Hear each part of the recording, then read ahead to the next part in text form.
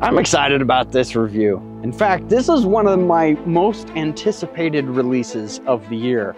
At SHOT Show this year, Bergara announced the Wilderness Sierra.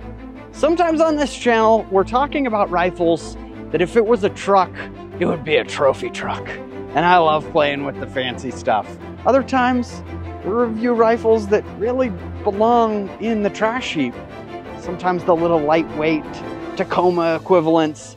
But this, if this were a truck, this would be your Ford F-150, Chevy Silverado, your Ram 1500, your Tundra.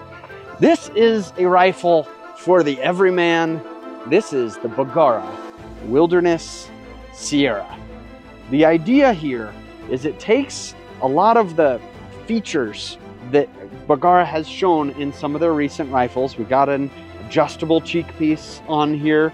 I like this particular configuration with a hinged floor plate, and I'll show you why. It has a thick barrel, 4.5 taper barrel on there, shorter barrels in here. We got our Cerakote, and it's a lighter weight than what we've seen from some options, but still a solid platform.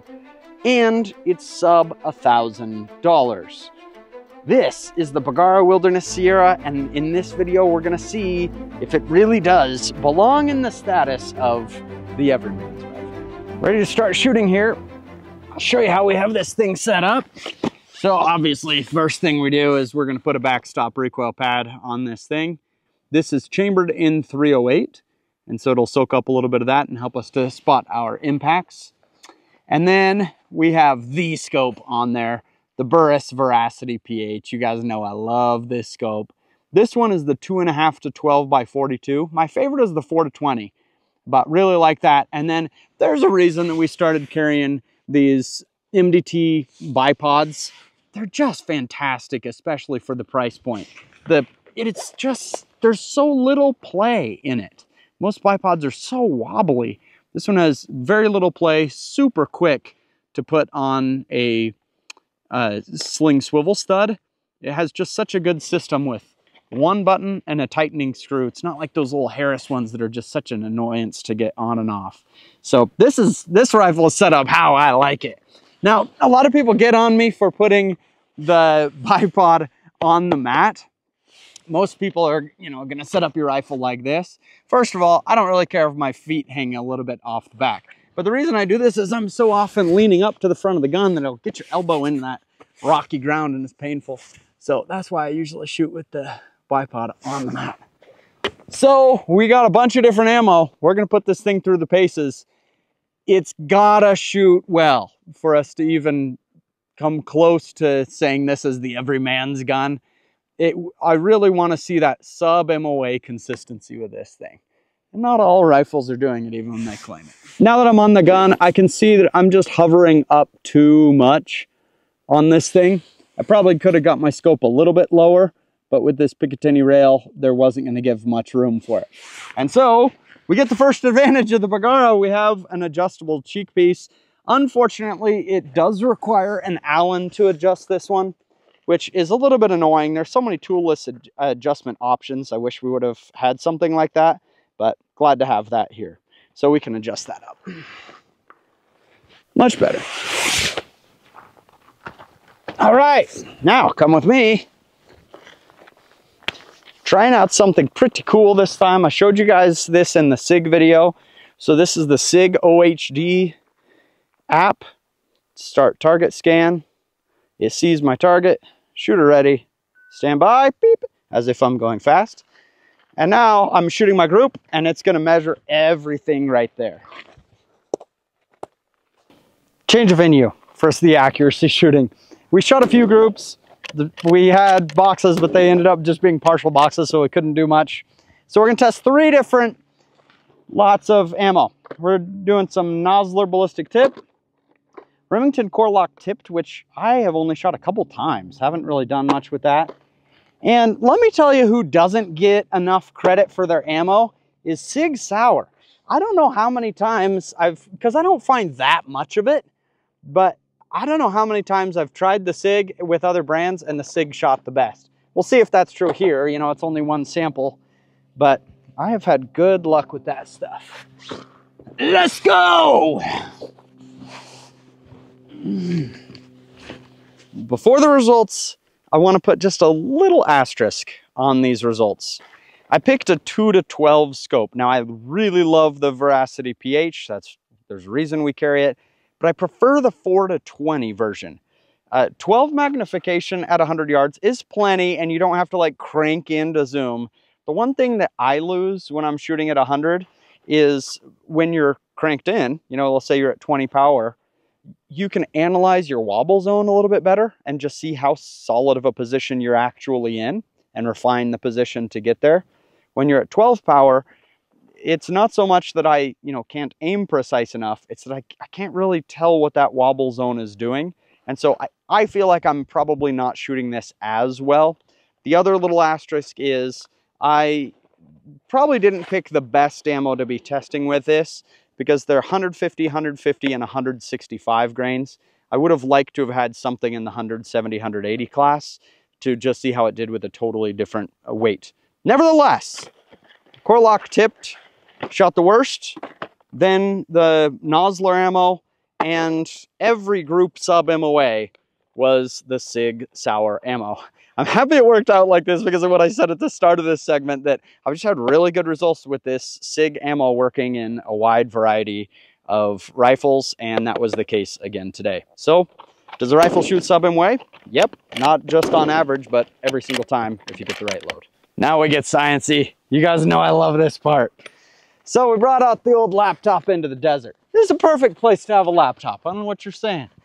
Anyway, we got software on here that is connected to this sensor. This sensor is taking 200,000 readings every second. It's a flexible sensor, so it can go between the recoil pad and my shoulder. The advantage of this is we get to know what the real recoil with a real human is. And having done thousands of these tests, it's extremely consistent. When you see somebody that shoots in the same way, you get the same graph every time. Most companies are testing recoil on a steel plate, and a steel plate doesn't move.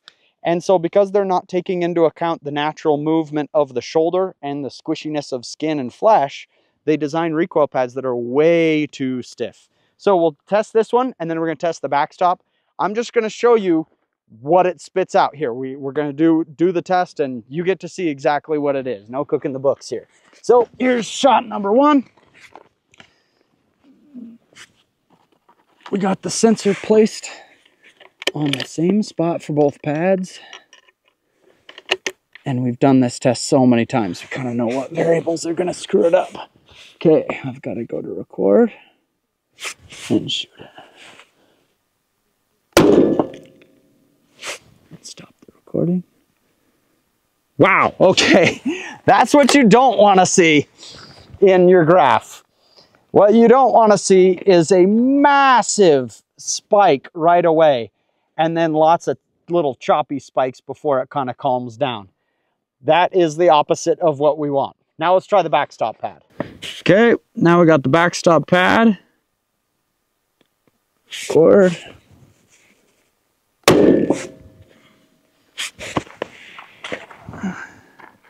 All right, now we can see this is much, much, much improved.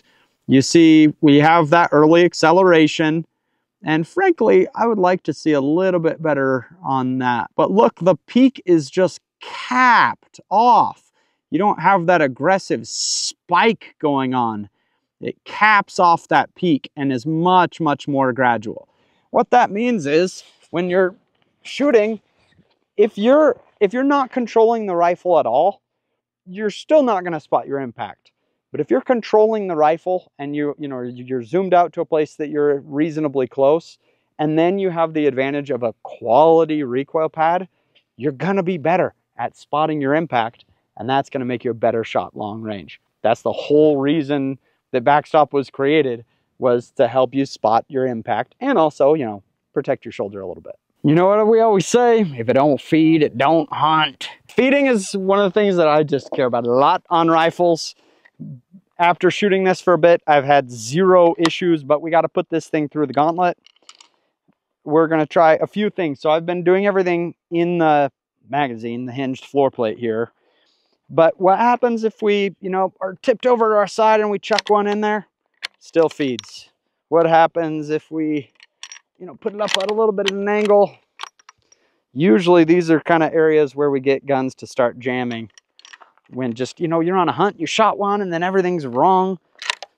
But this thing seems to feed just flawlessly like any Bergara. We put this through a lot now and it is feeding perfectly. Happy to see that. One thing that I've been trying to include in all my reviews is most of the rifles are available in many different cartridges. And it's usually the case that I think, yeah, it's available in that cartridge, but it would be a mismatch, the platform to the cartridge. And that's, because of us consumers, we say, oh, do you have it in 300 PRC? Do you have it in 22 Creedmoor? And sometimes those cartridges just aren't a match to that particular platform. So this rifle, let's talk about the things that make it match a cartridge. One, it's got a little bit of weight. It's not heavy by any means, but it's got just a little bit of chunk to it.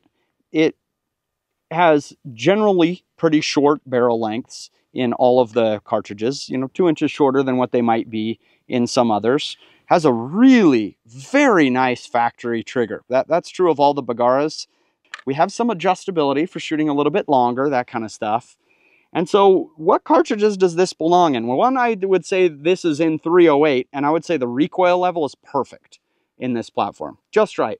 I think if you did this in a 308, a 30-06, a 300 Win, something like that, I think it would be a great platform for all of those. A 7 mag, I think it would do well in. I think it might be a little bit stout of a platform for what I personally might pick for some of the really light shooting cartridges. That I don't know that we'd need quite as stout of a platform. But it's available in a lot of things. And note, this is a big one. For 9% of our audience, this rifle's available in lefty. It's tough to find left-handed rifles. I know a lot of left-handed shooters that just give it up and shoot righty, but this one you can get in left-handed. Props to Bergara on that one. Bergara's Wilderness Sierra. After all the testing, we've now spent 4 days out here shooting this rifle. I would say the accuracy is what we would expect. We can get that with the right ammo. I love the adjustability, the shootability. Bergara makes a great factory trigger. It's in decently short barrel lengths. You got your Cerakote on it. The action feeds flawlessly. So there's a lot to love. It's a platform that's going to work in good deer and elk hunting cartridges, being pretty stout. It's going to put a lot of fight to a Tikka 2-3X, a Browning X-Bolt, something like that. I think this really is the rifle for the masses in the Bergara lineup. Wilderness Sierra.